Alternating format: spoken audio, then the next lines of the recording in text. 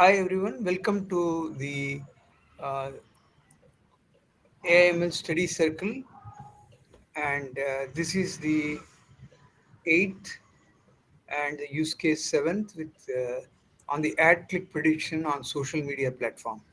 So Jamit has almost done. There is only one more Saturday we are going to have the last presentation. So this is on ad clicks prediction on social media platform.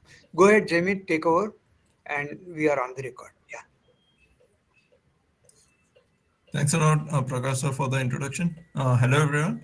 So, we have been doing different use cases. So, this time's use case is ad clicks predictions on the social media platform. So, how social media uses ads. So, we are going to discuss the how ad clicks are catered to the users on the platform, and we'll be using a particular in particular way, which we'll be discussing further. So, So as you can see, there are three different screenshots. First is the Facebook's homepage and how they uh, show the ads and how relevant ads are shown to the users on that platform. Then down below we have Google's ads, how Google caters and uses their ads to show it to relevant users, depending on their search history and their past interaction with the platform and stuff. Then on the top right, we have Instagram, and Instagram also shows ads on the user's feed. So this is what we are going to discuss on. Today we are going to discuss on the ads that are shown to users on the social media platforms on their feed, not the YouTube ad that before running the video it shows a video ad and stuff. We are going to discuss on the ads that are shown to the user on the user's feed, not pop-up ads and stuff. So So we have to design an ad prediction system where the business objective is to maximize the revenue. Means maximizing the clicks will give us the maximizing the which will give us the maximizing the revenue in turn. So so there are certain assumptions when we discuss this use case. So as I also mentioned before, that in the ads, the only ads that are going to be discussed are the ads that will be on the user's feed, in the home feed and stuff. Then then we there is a also there is also something called ad fatigue period. So ad fatigue period is something how much relevant is the ad to the user, or before how much time the user is going to uh, check ignore the ad before we stop showing it to the user. So it is used for when they do when the same ad is shown to the same user or for X days. If the user repeatedly ignores it, so we stop using it. But for this use case, we are not going to we are going to ignore the ad fatigue period, and also we are not going to consider the feature block advertiser that is commonly seen, but will be using the hide this ad feature for our construction of the dataset that we'll be discussing further.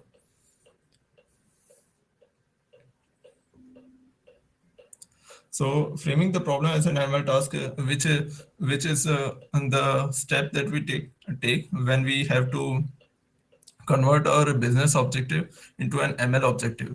So our ML objective becomes to correctly predict if the user will click the ad or not. So for that, we have to specify the input and output to the model. So the input becomes the user, and to the ad prediction system, and depending on the pool of ads that we have on the platform, what are the relevant ads to the user, and those relevant ads will be given to the will be displayed to the user on their home feed. So this is what the diagram is depicting here. So for this we need a different kind of data. So data preparation takes place, and the data engineering in data engineering we deal with the data that we have in hand. So we have ad data, user data, and user ad interaction data. So you can see the snippet of one of the uh, ad data that you can see, and uh, it's regarding a daily internet usage of ads and stuff, ads. And and on the far right you can see a column of clicked on ad. So you can see the user 7 is the only one who has clicked on ad.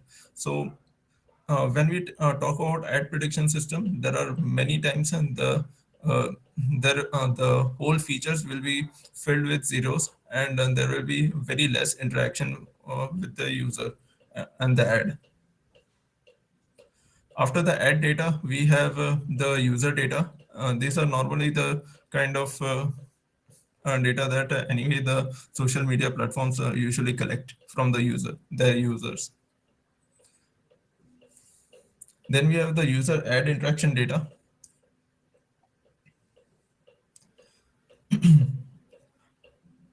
So you can see the user ID 11 has impressions and one conversion, whereas user ID 4 has a click with a user ID ad, along with the dwell time. So dwell time is a total time an ad is present on the user screen, and along with the location and the timestamp when it happened. So this is what the user ad interaction data looks like. So further we move with feature engineering. So so uh,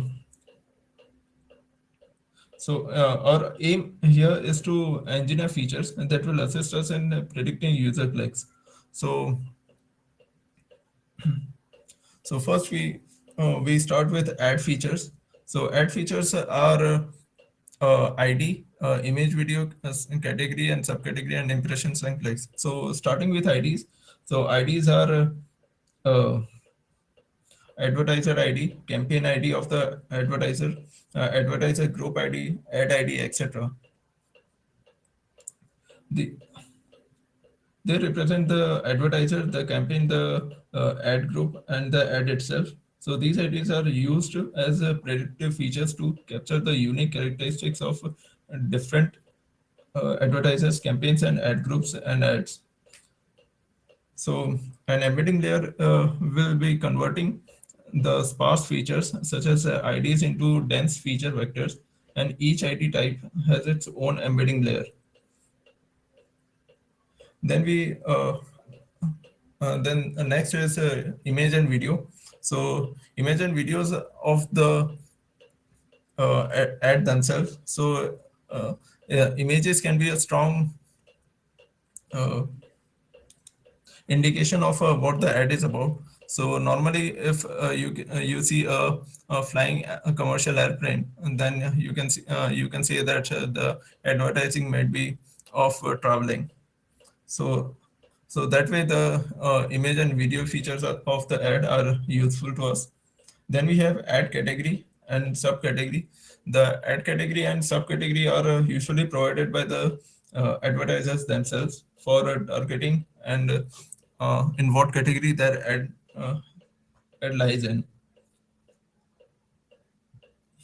So they are manually provided by the advertiser based on the predefined list of categories and the subcategories. Then we have impressions and click impressions. So we have total impressions clicks on ads. Then we have total impressions and clicks on ads supplied by an advertiser, and total impressions of the campaign. So these numbers indicate how other users have reacted to this to the ads that are shown to them. So this is the whole ad feature looks like. Feature preparation looks like. So we have textual features of the ad. Then we have engagement features, the IDs of the advertisers, and its related uh, information such as advertiser ID, campaign ID, group ID, etc. Then we have image or video features of the ad, and all of these embeddings are uh, form. The textual features, the embeddings are easy to form as they can be tokenized and then used with the pre-trained text model in order to form the embeddings.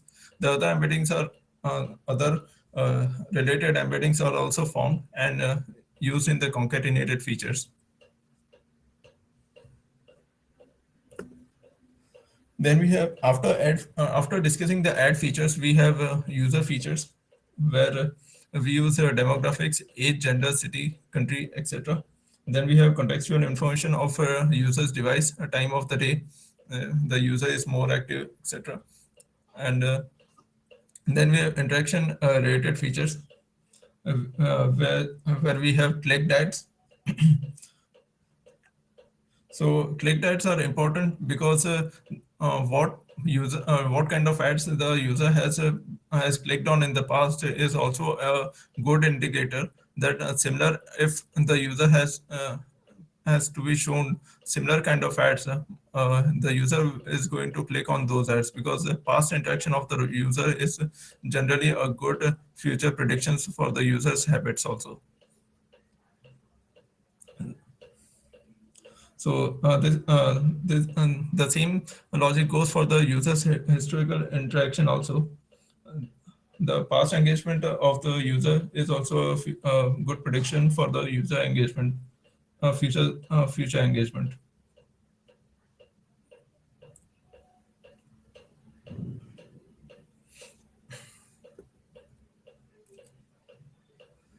So this is the user feature looks like, and with the ad interactions with the user. So you can see different kind of embeddings being formed by the user. The age, usually the age, gender, time of the day, and device are bucketized and one hot encoded, whereas others are formed with embeddings such as city, country, language, etc. Then we have ad-rated feature computations, where click ads and where click ad IDs and stuff are used,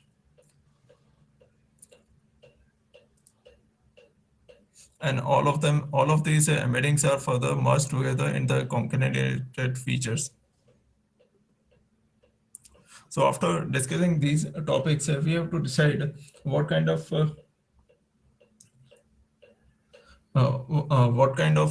models shall we use for our model selection. So in model development, we'll be deciding what model to go with. So starting with the logistic regression. So logistic regression is a simple classification model used for classification purposes. So logistic regression solves the task using a linear combination of input features, which leads to a linear decision boundary, and and data might not be linearly separable. So these are some of the reason that LR is not generally used, because uh, in real time the data that is used is not linearly separable, and that's which are one of the shortcomings of the logistic regression. Then there is an inability to capture the feature interactions. The LR is not capable of capturing feature interaction, as it is very common to have various interaction between features. So when features interact with each other, the output probability cannot be expressed as the sum of the feature effects, since the effect of one feature depends on the another. But so, but still we can use an LR model, as it is fast to train and fast to implement too. So the LR model or the logistic regression model can still be used to in the beginning to create a baseline model. Then we have feature crossing. So feature crossing is a technique of making new features from the existing features. So that's the example of it. You can see that F1 and F2 are two features, the with the country and languages respectively. And you can see that there are more features from F3 through F8 are being formed. So this is an example of feature crossing.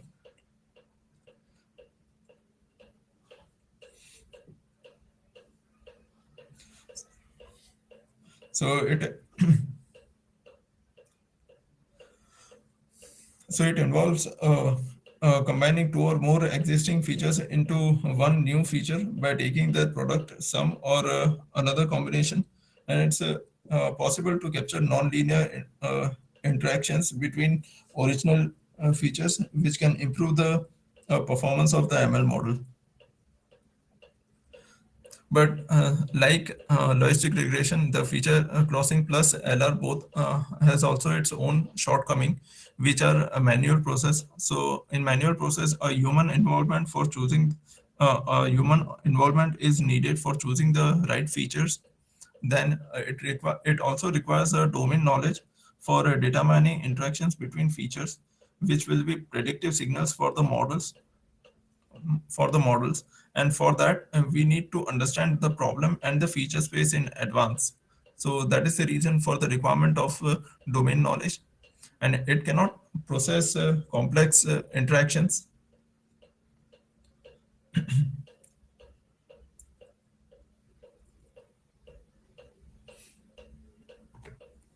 And there is also a sparsity with the features that we are working with.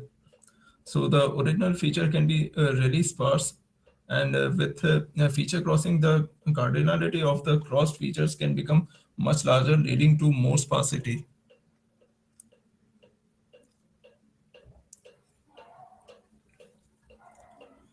And also the also I mentioned when I showed the snippet of the ad data, that there was only one user who has clicked on that. So this is the same thing that we are talking about when we talk about the sparsity. Most of the clicked ads will be containing zeros, and there will be very few interactions. So this reference will be further also be used for the same. Now moving on to, after discussing the uh,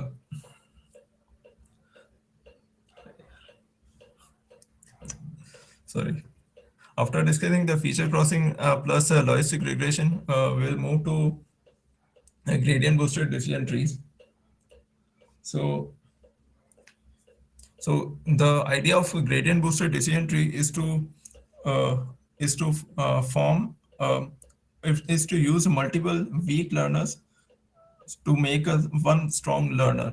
So when we say weak learners, it means that these are simple decision trees which does not make any assumptions on the data. So those kind of multiple decision trees are used in order to form a one strong learner. And usually the performance of the gradient boosted decision tree has outperformed the random forest.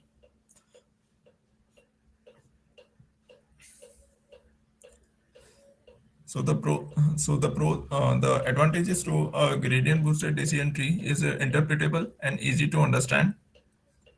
As you know why the decision tree has made certain decisions, and it is easy to interpret and understand. The the disadvantages being it's inefficient for continual learning, as uh, when you want to train gradient boosted decision tree on new data, fine tuning is needed.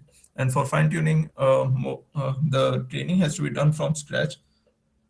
So for this reason, it's inefficient. It is not efficient for the continual learning or for adapting new data, as adapting to new data will also can also form the change the tree's structure. Then next the other disadvantage being it cannot train the embedding layers. So sparse features and to uh,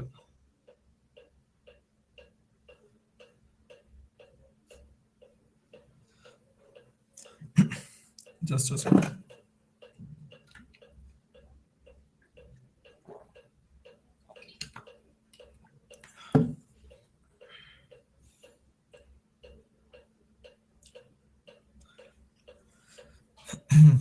So gradient boosted decision trees cannot train on embedding layers, and that is also another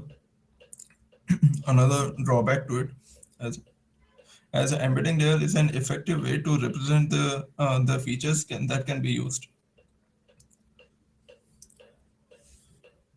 Now we use the combination for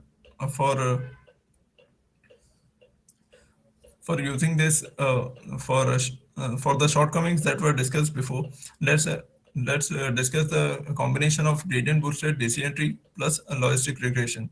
So to train the gradient boosted decision tree model to learn the task and to use feature selection and feature extraction and serve them as an input to the logistic regression model for predicting the clicks. So we have so feature just a sec. So, so feature selection is basically the number is used to reduce the number of input features uh, to to the most to reduce it to the most uh, impactful or the informative one. So it's a feature reduction technique. So which is used to reduce the number of features to only those which have more impact or are more informative. Next is feature extraction, which is used to reduce the number of features by creating new features from the existing ones. So different kinds of features are will be made, and those features will be served them as an input. Those features will be served as an input to the logistic regression model for predicting the clicks. So this is the feature extraction of the gradient boosted decision tree looks like. So moving from top to down, we have original features. Then we have gradient boosted decision tree, which is forming with the help of them. We are forming different. We are extracting different kind of features, and you can see the extracted features in the below. So these extracted features will be used in the LR model as an input. So this is the overview of the gradient boosted decision tree plus the logistic regression model or the combination of both of them. So the original features now in this diagram moving from bottom to up, we have original features. The gradient boosted decision with the help of gradient boosted decision tree, we extract some features and there are selected features which, uh, where in selected features from features selection and extracted feature from feature extraction. And both of these will be used as an input to the LR model for predicting the probability of the click.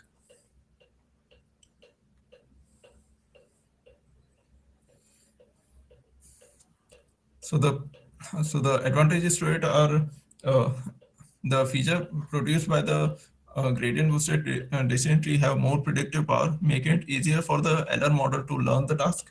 And the but there are disorder and disadvantages to it also, which are it cannot capture the complex interactions or complex interactions. So similar to the logistic regression model, this model can also cannot learn the pairwise feature interactions, and it is also slow in continual learning. So similar to the previous one, it still has the disadvantages of it that if we take the time to train the gradient boosted decision tree model to from scratch, it will add to the overall continual learning time, which will slow down the continual learning time.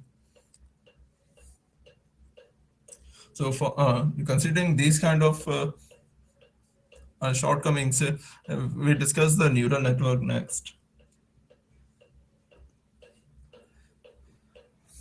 So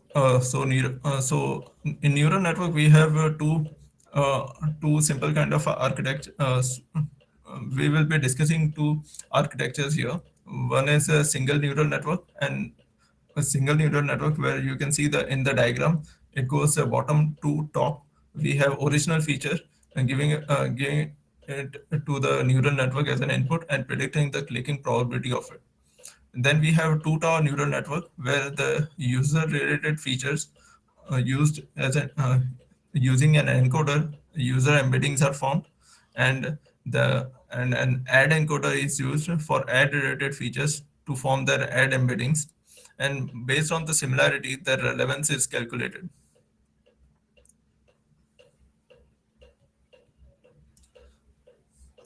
So although neural networks have many benefits, but for the use case that we have right now, which is ad prediction system, it has it is not a best match for us. So let's see for it. So so the sparsity that I mentioned before in the snippet of the ad data, the sparsity is going to affect the neural network is trained, because the spa- the the data points are very sparse, the feature space is very huge, and most of the features are filled with zeros. So so the neural network model it may not be possible for it to learn the task effectively because it does not have access to enough data points. And the other thing is it's difficult to capture all pairwise feature interactions due to the large number of features. So that is the reason we will not be using neural networks. But for this we can try. We will be discussing deep and cross network. So deep and cross network was proposed by Google in 2017 to find feature interactions automatically. So deep and cross network are combination of a deep neural network and cross network. So deep neural network will be responsible for learning complex and generalizable features using deep neural network, and cross network will be automatically capturing feature interactions and learning good features.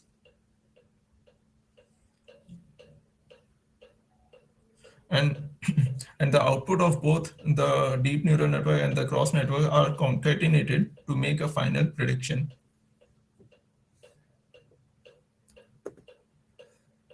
So this is the architecture of a parallel deep and cross network.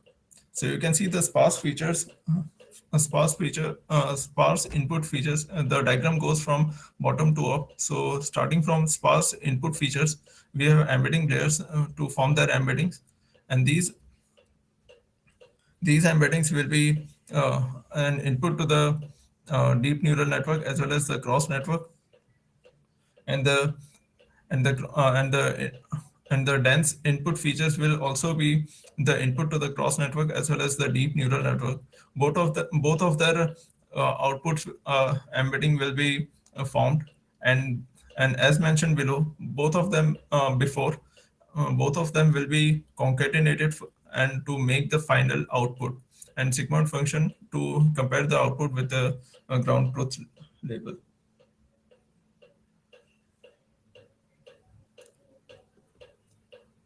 So next we so the so the deep and cross network architecture is more effective than a neural network because it implicitly learns feature crosses. However, the cross network only models certain feature interactions, which may negatively affect the performance of the cross network model.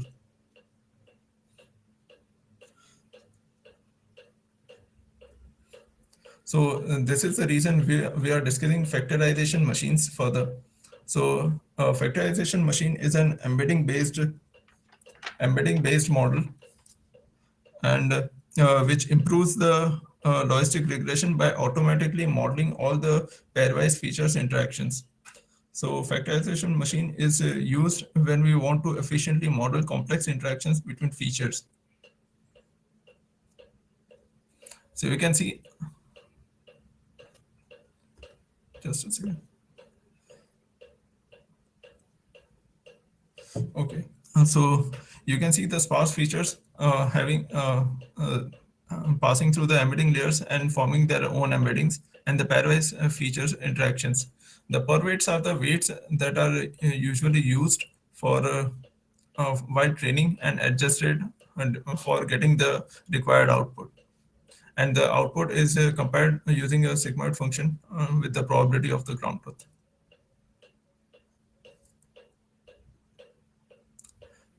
So, so the weights, so per feature weights that is shown in the diagram is used in this formula. So the interaction between two features is determined by the dot product of their embedding. So using the formula, you can see in the first two terms are the logistic regression terms, or the calculation of them are more similar to the logistic regression ones, and the third term computes the pairwise feature interactions, where you can see that xi refers to the ith feature. The wi is the learned weight that we adjust while training the model. So weights are the ones that we will be adjusting while training the model, and vi is the embedding of the ith feature, and the pair of vi vj is the dot product.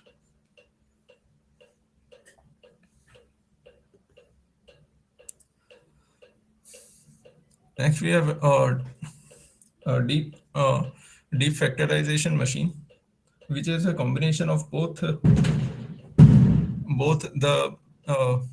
deep and cross network and the factorization machines and that we have discussed.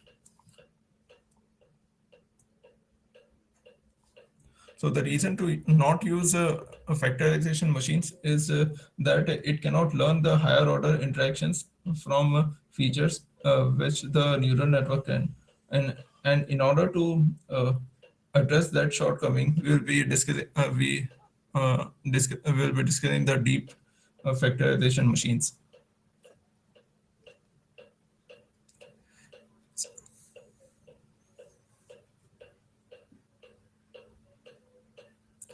So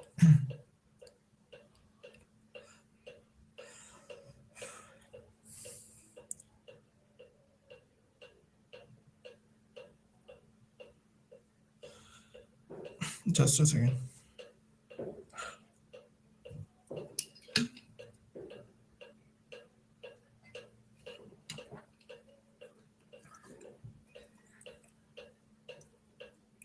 So so as the pairwise interactions are not learned by the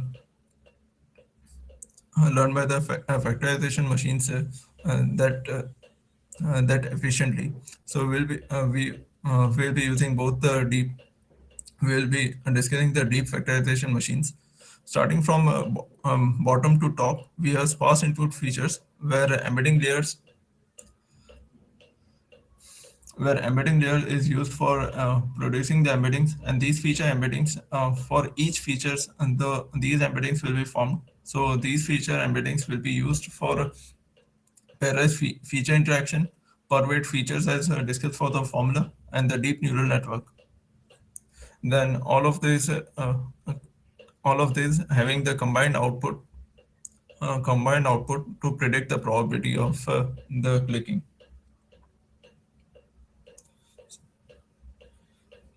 So not so even though we have discussed about a deep and cross network, and the combination of deep and cross network and the factorization machines, there is still an alternative way to do that, which is to combining the gradient boosted decision tree and the uh, deep factorization machines, where the gradient boosted decision tree converts the original features into more predictive features, while uh, deep factorization machines operates on the new features. So this method, uh, so so adding a gradient boosted decision tree to uh, a deep factorization machine negatively affects the training and inference speed and slows down the continual learning process. So this is a shortcoming to it. So in practice, what we will be doing is for creating a baseline, we'll be using a simple logistic regression model, and next we'll be experimenting with the deep and cross network and deep and uh, a deep factorization method, as both are widely used. So for training the models that we have discussed before, we have input features. So input features are computed from the user and the ad, and depending on the following labels, will be assigning the label to them. So positive label will be assigned if the user clicks on the ad in less than t seconds, and the negative label will be used if the user does not click the ad in less than t seconds. So this is what the constructed data set might look like for a negative label and the positive label. So the model should be continuously trained in order to adapt new data. So new data points should be continuously generated using new interactions. So this is related to the continual learning that we have discussed before. So and also we'll be using cross entropy uh, for a classification loss function.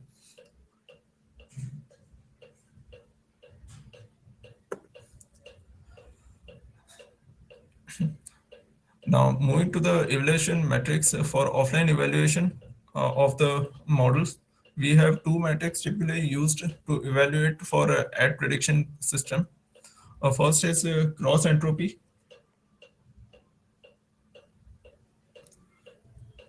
which is also a classification of a classification loss function, and this metric is used to measure how close the model's predicted probabilities are to the ground truth levels, and if the value of if we have an ideal system, then cross entropy and we have a value of cross entropy as 0 for negative classes and 1 for the positive classes. So lower the value of cross entropy, higher the accuracy of the model. So you can see the formula that is showed here. So this formula will be further used in order for the calculation, and that will be given as an example. So this is the example for the cross entropy and its calculation using the formula that is previously showed. So you can see the add 1, 2, and 3. Add 1 and 3 has been clicked, and the model A and model B has made their predictions. So while by by substituting those values into the formulas for model A and for model B, we are getting that the performance of model A is better than model B.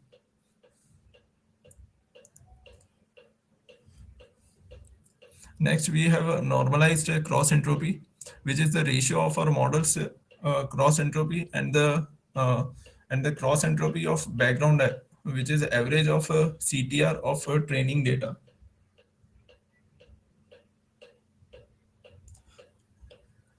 So in other words, the normalized cross entropy compares the model with a simple baseline, which always predicts the background CTR, or CTR is a click-through rate.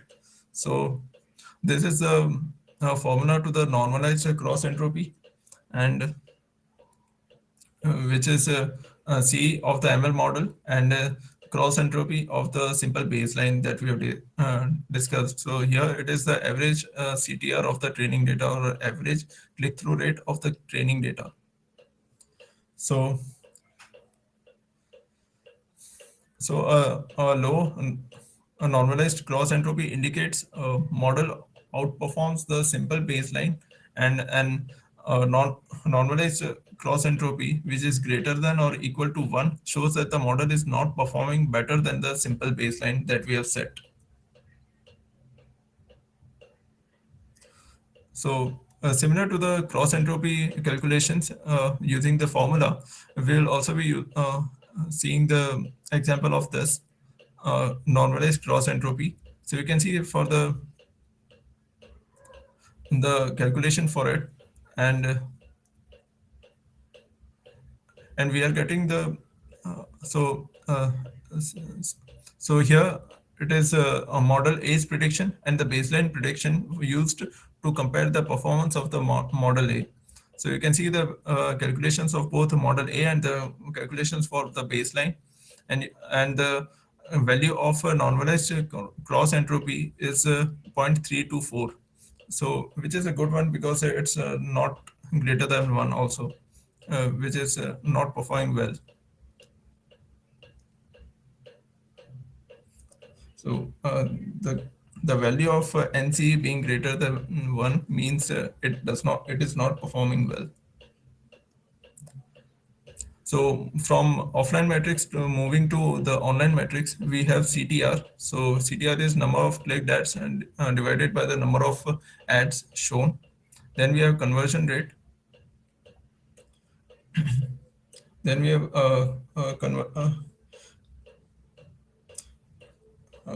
conversion rate for the number of conversions divided by the number of impressions. Then we have a revenue lift, which is the percentage of a revenue increase in the overall revenue of the uh, by displaying the relevant ads, relevant ads to the user. Then we have hide rate, which is the number of ads hidden by user divided by the number of shown ads. So so hide uh, hide ad feature is also used for constructing a negative data set, or the data set that can be labeled as a negative.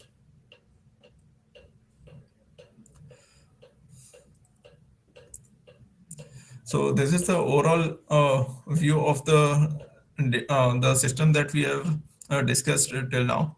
So we have three parts. The system being divided into three parts, which is a data preparation pipeline, the continual learning pipeline, and the prediction pipeline. So starting with the data preparation pipeline, we have stream of new incoming data. As we discussed that we have to train the model. We have to train the model on new incoming data. So the new data is stored along with the data uh, that we already have. Then we use the batch feature computation and online feature computation. So batch feature computation is the static data, like uh, ads and the ad category. They are less frequently changed, so they are under the static data. Then we have dynamic data on online feature computations, which are number of clicked ads, or the a number of time the ad is clicked and stuff. So such frequently changing data is will be coming under the online feature computation. So all of these, both the batch features and the batch feature computation and online feature computation, is used for data set generation for training the model, for for on the for adapting to new data. And if the model is adapting to new data and also giving us a more better performance than the previous ones, then this model is validated and deployed. So this is what the continual learning pipeline is doing. The training data set that is formed using the data preparation pipeline, the model is trained on, and if the model's performance is better than the previous ones, the model is deployed. So coming to the prediction pipeline, the user is taken as an input, or the user profile is taken as an input, and we have candidate generation service. So candidate generation service is what the candidate generation service does is, from all the ads that are present on the platform, to show the user the they are narrowed down by the candidate generation services with the help of uh, less accuracy, but narrowing down from many ads to a small subset of them. Then ranking services are used. So the ML model will be predicting the which kind of ads will be used, and the ranking services will be interacting with the feature store and the online feature computation. So these are the same uh, same components. The feature store is the static feature, and the online feature computation is the dynamic feature computation. So the static once the dynamic and the static features are received, the ranking services, with the help of ranking services, the candidate generations are sorted more, and the relevant ads are ranked and uh, given as a ranked list. So this list is further passed on to the re-ranking services. The re-ranking services employ more modifies the list of ads by incorporating additional logic and removing the similar uh, incorporating the additional logics and heuristics. But for example, re-ranking services will be removing more similar ads and that the user has less to see less to see of the similar ads on the platform. And by applying such logics, the user will be seeing the ads that are relevant to them and as a ranked list, and will be incorporated in the feed.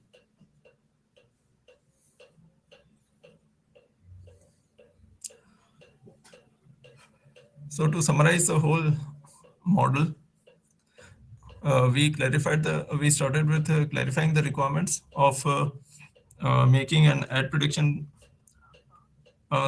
system, where the business objective was to increase the revenue. Then framing as an ML task, where we converted the business objective into ML objective, which is to show the user with more relevant ads. And defining the ML objective is to maximize the user clicks. Then we defined the specifying the input and output, which is the user as an input and output being the rank list of the ads, uh, feed it into the user feed. Then we discussed about the various ML categories, and started our discussion with pointwise LTR.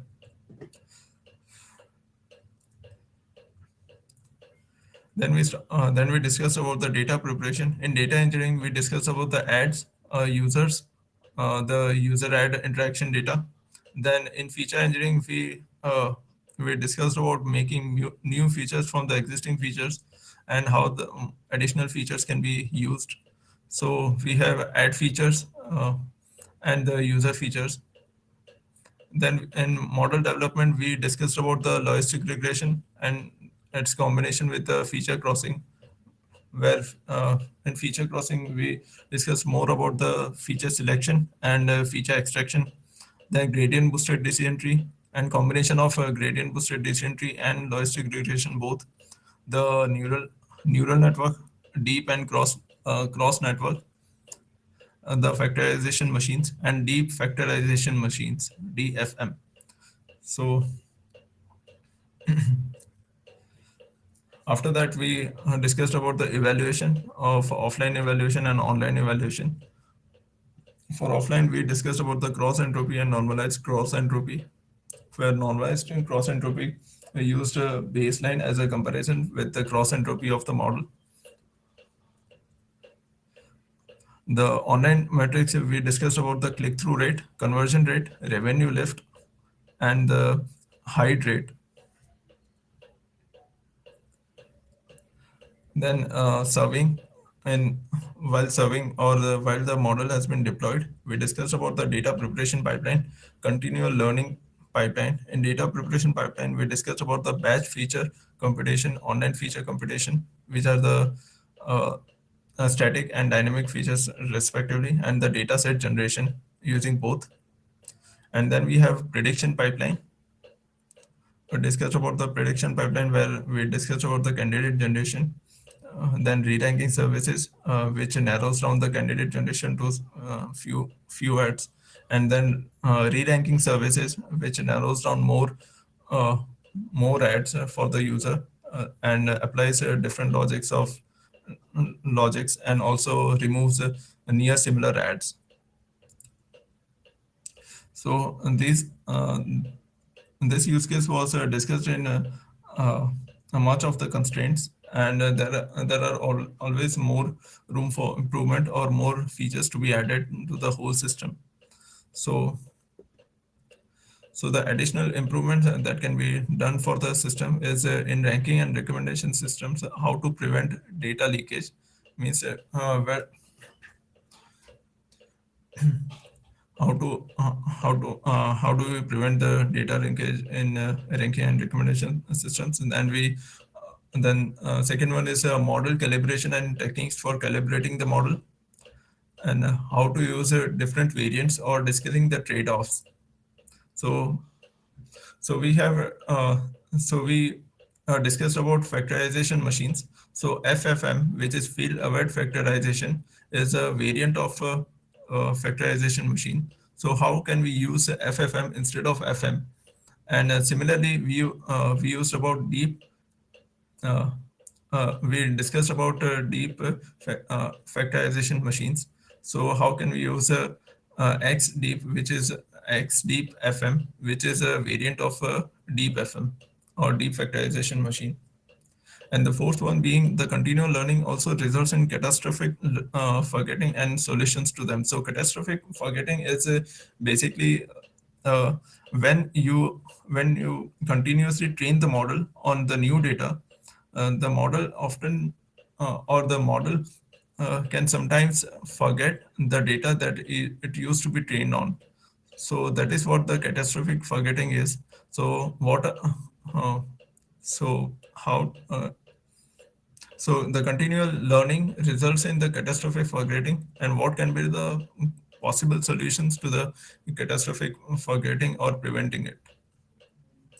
So this was the use case of the ad prediction system from my side. Uh, Thanks for listening.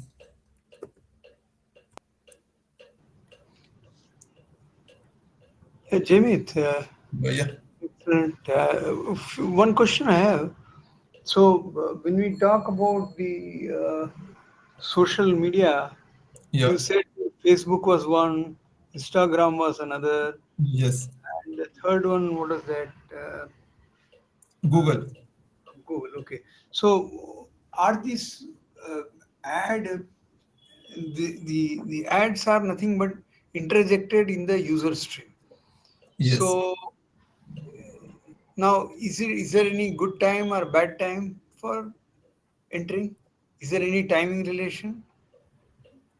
So, So, uh, example, if I say Google TV, yes, example, what they do is they will, whenever I switch on, they will put an ad. Now, I hate that. I cannot skip it first. yes, And then after some times, then if I don't really attend to it, it sees that there is nobody, then it will just put the ad. Then you are forced to again remove it. So basically, yes. the user has to struggle with these uh, ads because it's we take it a free ride on Google, right? Yes. But if you pay, then they remove it. So how do they remove and how do they? Is there any way to impinge or not impinge? What is the way they control? Is it a single stream, multi-stream? How do they know this is my stream versus somebody else's stream?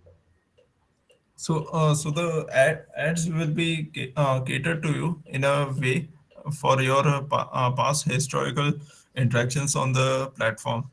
So if the so the discussion was about a user, and Mhm. depending on the past historical interactions on the platform in general, the how the ads will be shown to the user, or how the ads that are present on the platform will be selected and then will be displayed to the user. Mhm. So the cold start problem is will be there if I am a new user. Yes, the coastal problem will be always there for the new users, but the thing is, this time's use case, the it's not completely co-start, because whenever a user is interacting on the platform like Google, as big as Google, they already have the location data and other such age data and stuff. So they already have few data for you in order to give you some of the relevant ads, and based on and then after the user starts interacting with the platform, they they keep the means they consider new data for you. So that is the reason they will be able to give you more relevant ads. Yeah. So the other part is Google is okay because it maintains some history. But Yeah. what about that Instagram where you whatever you put you it disappears, right? After some time. So how will they then manage this? Because they will always lose history, right? Or the Yes. system maintains the history. Bit of a uh, uh, question to me. I am still trying to grasp So because are you talking about closing the ad? no, for Instagram, the user stream, uh, Yes. they they disappear, right? If you put something on the Instagram, like I post something, it is there Yes. only for some time and then it disappears. So I am a user. Uh, so is that a user posting versus what you call the uh, streaming? So ad is a separate stream, right? User posting is Yeah. different. And how does it? So it is not streaming then in that case, right? Instagram. So the ad is going to be uh, incorporated within the feeds. So you will see many of the user feeds, and between that and the ad will be seen. Is that what you are talking about? Yeah, I think so. I think because the Instagram is a bit of an unknown entity to me. I'm not using that much. Most of the Okay. people use Instagram to learn about the latest craze, design, and all that, right? Yeah. Yeah, maybe I have to study. I'm not sure what I. So, Okay, let's so ask the Amina. ads, just a second before you move. So the ads that we discussed about it was incorporated in the user feeds. So just like Instagram is usually using, it will show some number of posts, and then it will show one ad that will be Oh, relevant to the user, and okay, then it will again show some numbers of posts within which some of the ads will be shown rep- and okay, okay. if Got it. Got okay. it. Got it. Yeah, Amina, go ahead. Do you have any questions on this?